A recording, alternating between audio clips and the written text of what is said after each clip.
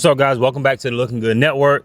So at MTE, once again, I came to MTE specifically for this. When I learned that this gentleman was coming to MTE, I sent the Gtechniq team a message telling them I needed to get that interview.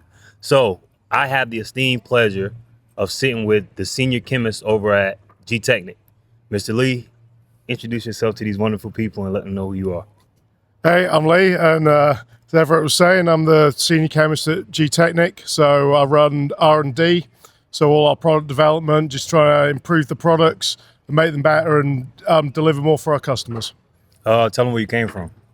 So I'm from the UK, so that's our headquarters in Northamptonshire. So I've come over from there to speak here at MTE this weekend. So I have a few questions here. Most of them are geared towards helping people make better decisions when it comes to ceramic coating.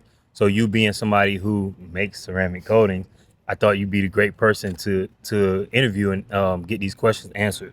So we'll start out with this one. What's the biggest misconception vehicle owners have about ceramic coating? I'd probably say that performance is dependent just around water beading, which is a factor of it, but there's also other things that tie in as well. So water beading is showing how well it repels some substances, but there's also oil repellents as well, and that's something that we measure in the lab.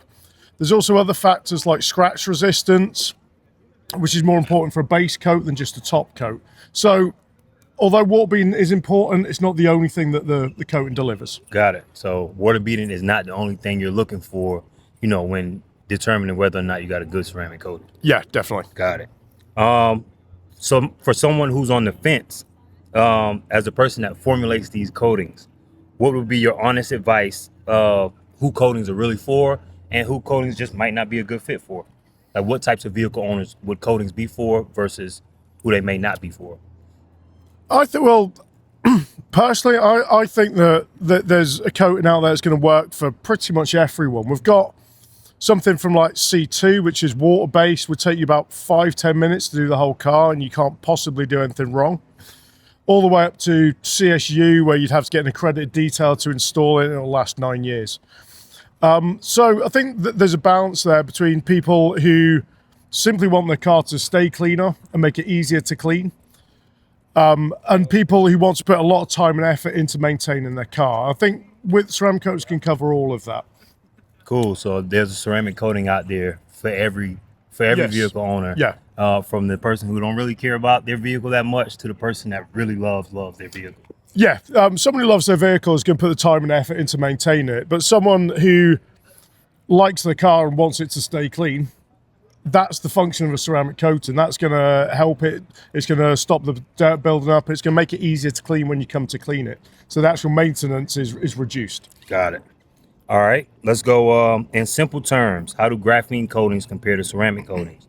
And what should consumers actually know about the difference? This is actually a good question for detailers as well, because many detailers, like us at one point in time, we didn't know the difference between a ceramic coating versus a graphene coating. So, again, the actual ceramic of the coating is the same in both cases. So this is something we refer to as polysiloxanes. So these are long chain molecules that link together to form almost like ladder-like structures that then form cages. With a traditional ceramic coating, we use silica nanoparticles, so SiO2, and it's a technique called grafting, which basically allows them to stick to these chains and these ladders. And the reason we put the silica in there is because silica is very hard. So that builds up your scratch resistance.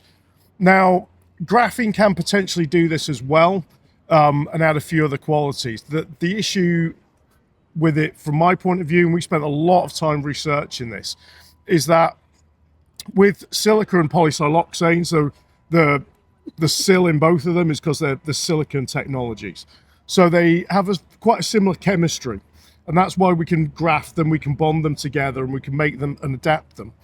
Whereas with graphene, it's an inorganic carbon. So that is much harder to actually graft onto the polymer chains. And this is why in a graphene coating, you'll see all the graphene sink to the bottom.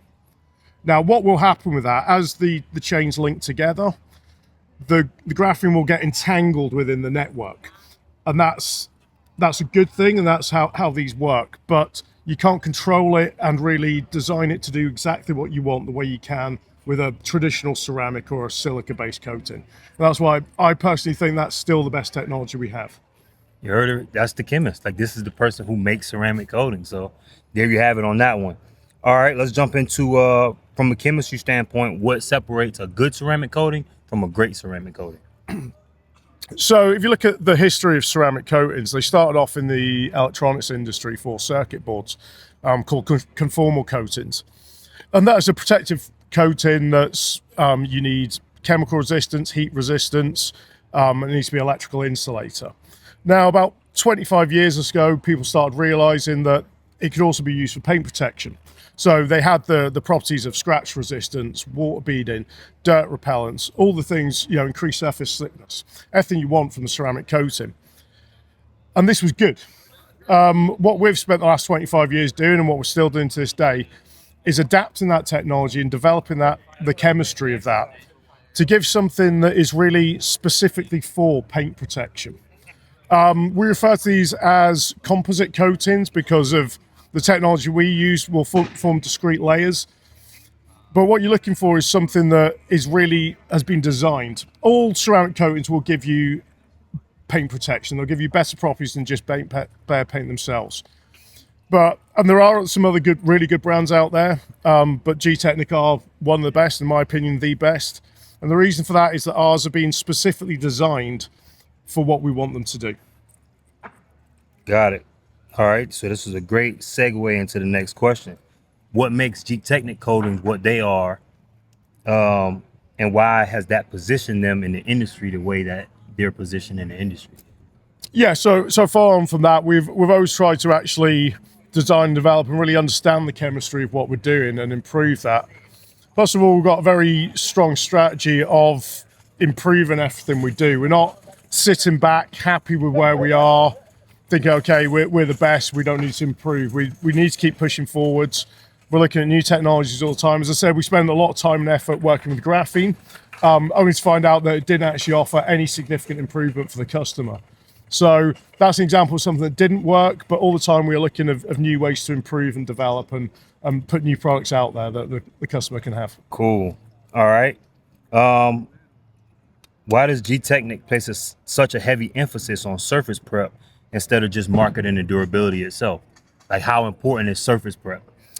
Massively important, because all the preparation. So even from the polishing and the paint correction, the ceramic coating isn't going to improve the aesthetic of the paint. So you need to get looking as good as you can before you apply it.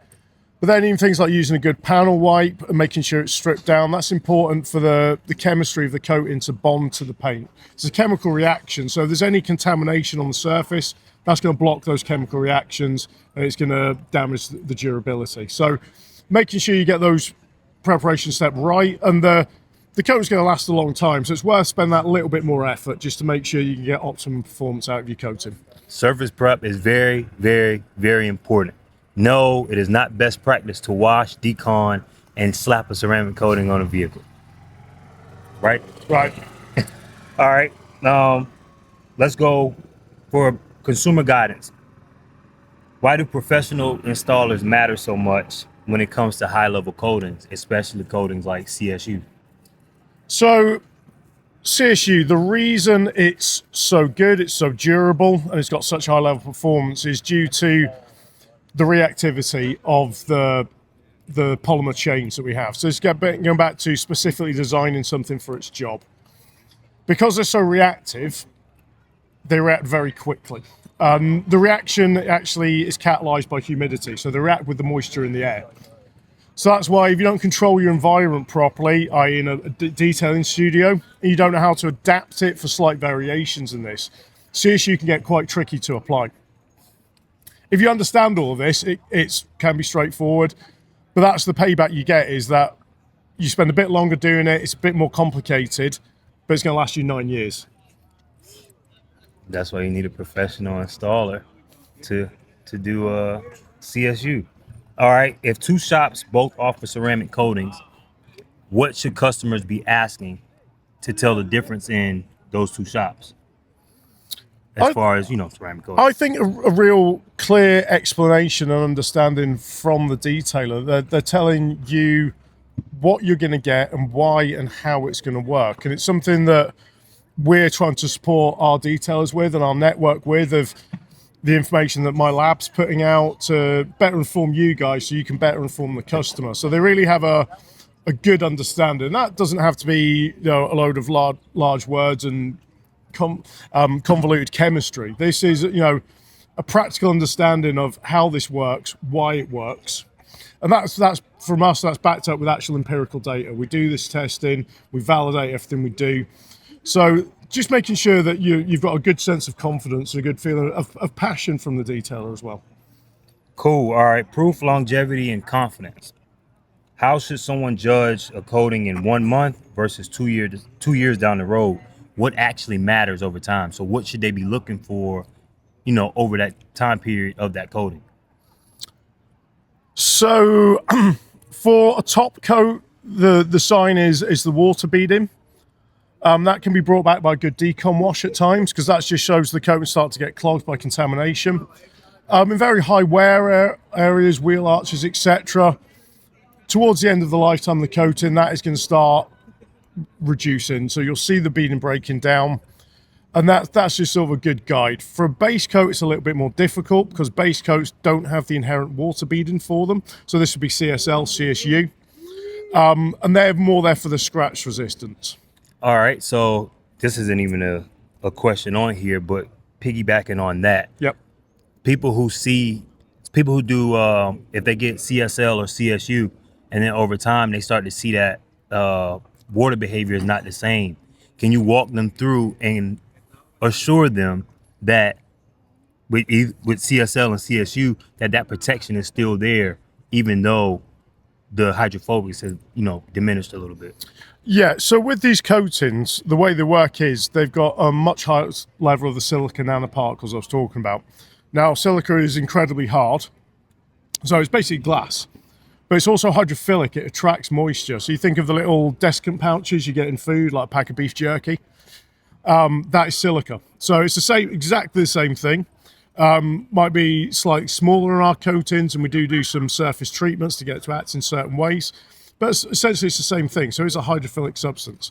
So the more you have in there, the harder it is, the more scratch resistant it is, the less hydrophobic it'll become. You'll lose that water beading. That's why you need a two-coat system. The reassurance there is that we do have a lot of data to back up that over time the scratch resistance will remain, and we've got various standardized tests in our lab that and we're starting to build this data up and put it out to our customers to show them the difference it can make even when the water beading's gone. Got it. All right. Can a coating realistically last longer than its stated guarantee? Yes. Depending on use, depending on maintenance, depending on how it's driven. We do kind of give the guarantees to almost the worst case scenario. So anyone that's ever been over to Northamptonshire countryside, where we're based in the UK, it rains all the time. The roads are very muddy. They're covered in salt. It's literally the worst testing ground you could possibly have. So we base our guarantees around those sort of conditions. If someone's not driving the car very often, and like I said, and that's for a daily driver as well.